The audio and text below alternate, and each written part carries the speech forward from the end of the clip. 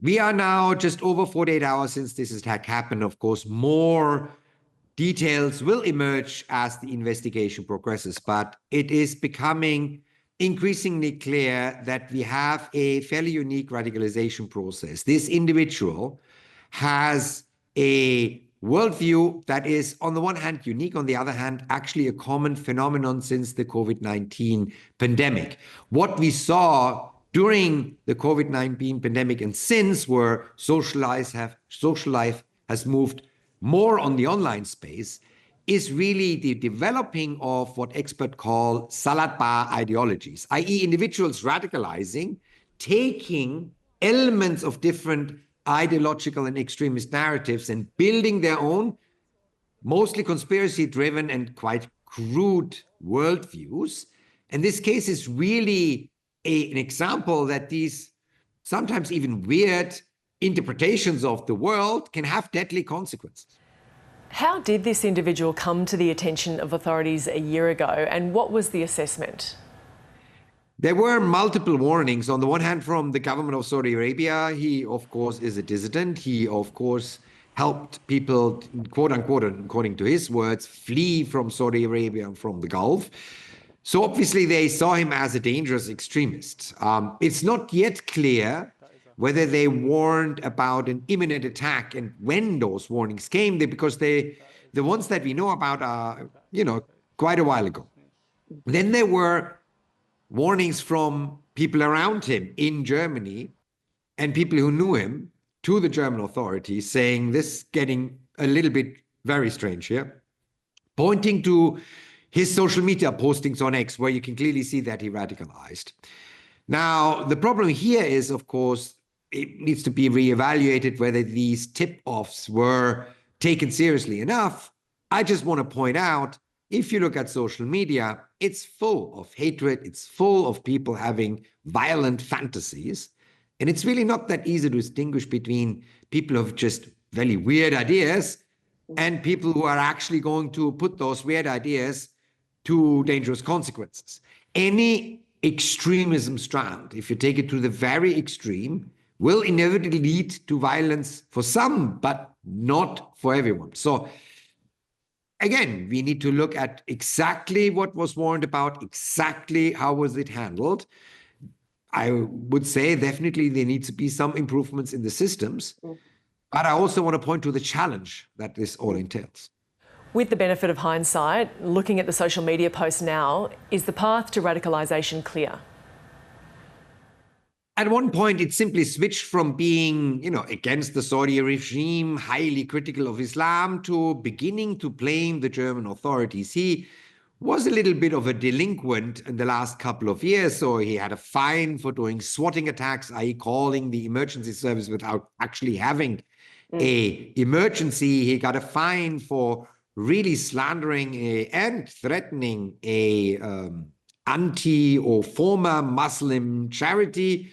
And so he increasingly felt persecuted by German authorities who were simply implementing the laws in Germany. Look, there is going to be, and there is necessarily going to be, a debate about what the services in Germany are allowed to do online, and they have much, much stricter, tighter controls than even neighboring European services, maybe with the exception of Austria. The French, the UK, let alone the Americans, have much more abilities and legal basis to operate online, and we need to rectify that to modernize our security services. This is one of the lessons of this or the previous case of the Solingen attack.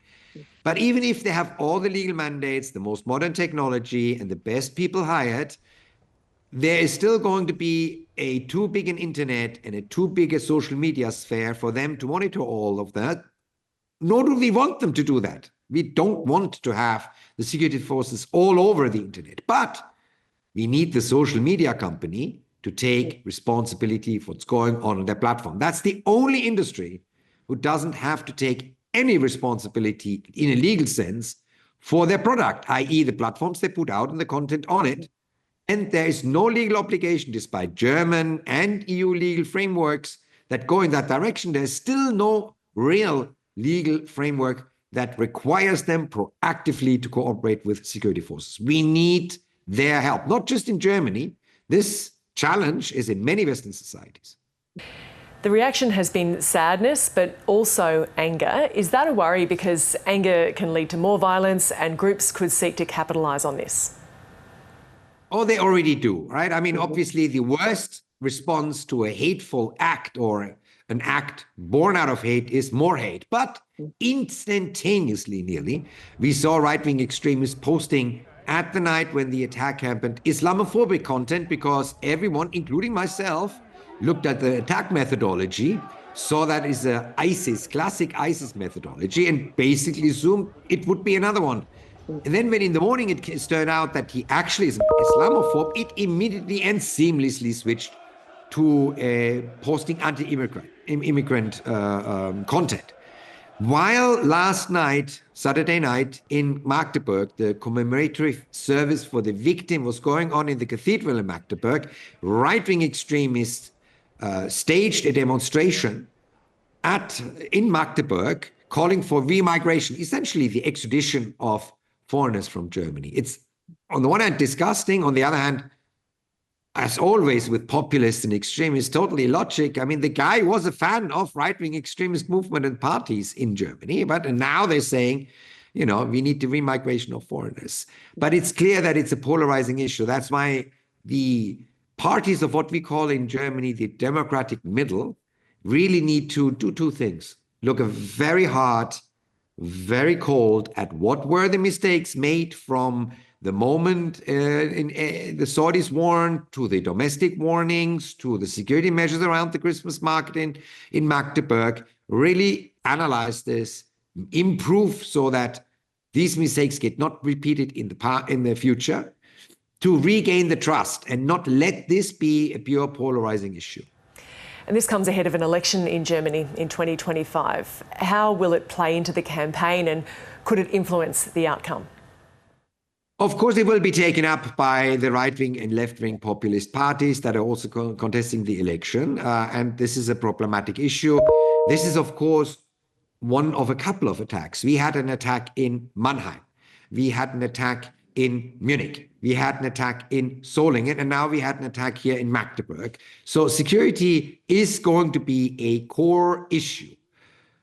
The only chance here is for the parties in the democratic middle to really discuss this not as a political topic and beating each other over the head, because most of them were in government when the laws were made that possibly should now be amended, but really discuss this to show the competency of the government and parliamentary system in Germany and take the wind out of the sails of the populists.